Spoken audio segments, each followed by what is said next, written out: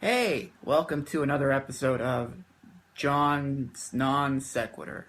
I don't know why I can't remember the name of it, but today's email comes from Rick, and Rick says, "Hi John, I just wanted to know what you would do if you happened across your doppelganger." This is an awesome question. It's actually one of the questions that I ask people when I meet them, sort of like a break the ice question, because as I've stated before, I'm strange. So, let's define doppelganger. Doppelganger is an apparition or a double of a living person. They're usually seen as a harbinger of bad luck. There's a psychiatric neurological term for this that is called, big word, heautoscopy. I don't know if that's spelled heautoscopy? Yeah, heautoscopy. He ought to. I don't know why he doesn't. But that is seeing one's body at a distance. It's a symptom of schizophrenia or epilepsy. I'm guessing that the first thing I would do is check myself into a hospital because I might have a mental problem. But let's say that's not the case. Let's say John Weaver, too, is walking around, freezing his ass off, going, because he's skinny and he has no fat to cover these goddamn bones of his. Well, what am I going to do? I have three things that I think I would do. The first is that I would kidnap this person, tie them up and ask them what their intentions are, and then bury them 10 feet in the ground, because what the fuck is there another John running around for? It's terrifying to think about. No thanks. Second thing I might do, though, I might hang out with him for a little bit. I don't know. You know, he could stay here and do the show, and then I could go to work, or I could stay here and do the show, and he could go to work, and maybe he would actually get more work done than me. I'm not sure. The third possible thing I could do is I'm going to ask him if where he comes from, it's double stuffed Oreos or, Berenstein Bears. You guys know what I'm talking about, right? That dumb shit. Man, it's not that I remember double stuffed Oreos. It's just that when I actually paid attention, I'm like, double stuff?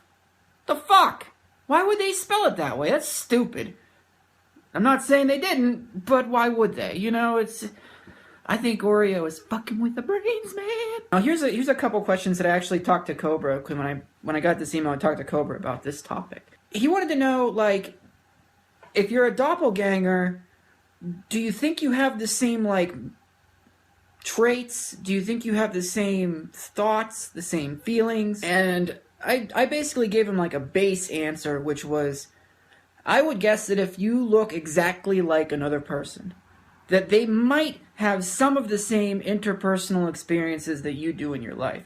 I'm not saying that they would meet the same people and have the same conversations, but let's just face it, part of our society is based on the way we look. It's a shitty thing, but it's the truth. He put it was, if you see a bum and you see a guy in a business suit, which one are you going to talk to more likely?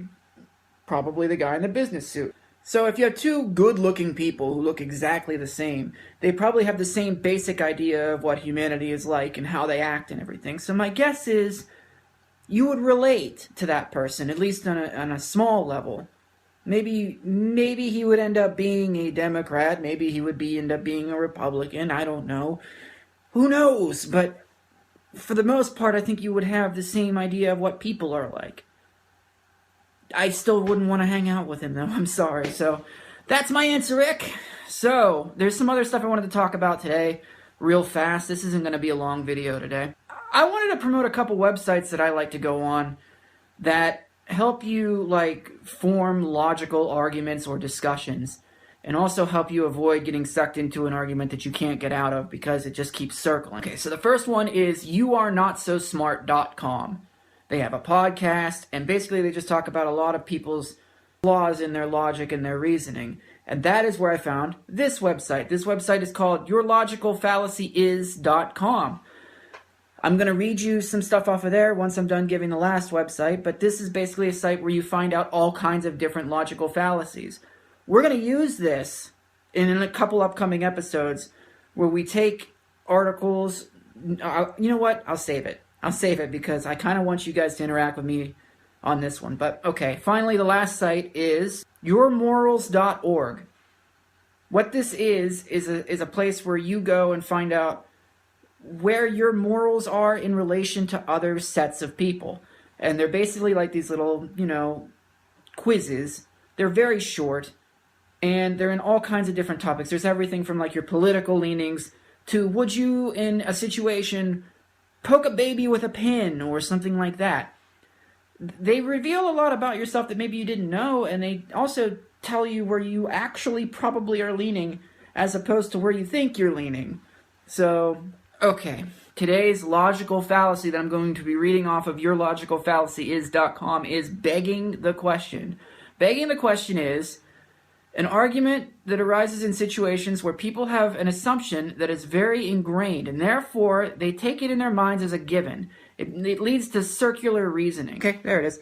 The example they have is the word of Zorbo the Great is flawless and perfect. We know this because it says so in the great and infallible book of Zorbo's best and most truest things that are definitely true and should not ever be questioned. In other words, if you're getting into an argument about something and somebody is like, well, this is definitely a given, so it has to be this. Maybe it isn't a given. The example that I wrote down that I made up in my mind would be like this. Somebody dies in a tragic accident, okay? They get hit by a car, a train, they jerk off in a closet and choke themselves. Something like that happens, okay? And somebody says, why did this happen? How could this have happened? And the response you get is, it's part of God's plan. Because God exists, and he must have a plan. Isn't it possible that freak shit happens?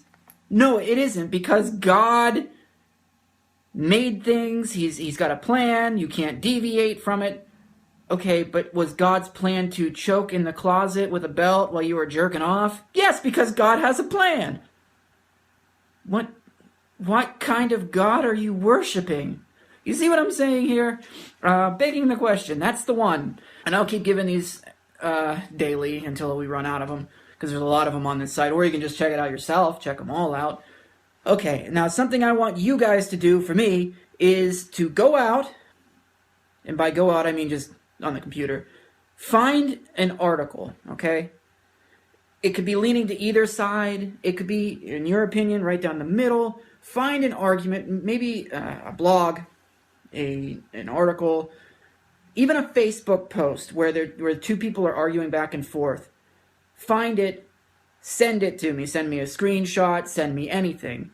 And we're going to tear it apart. Now, what we're going to do isn't make the person seem like a bad person or a dumb person or something like that. We're going to expose the flaws in their logic, in their arguments. That's what we're going to do. Or you could challenge me and say, can you find a flaw in this?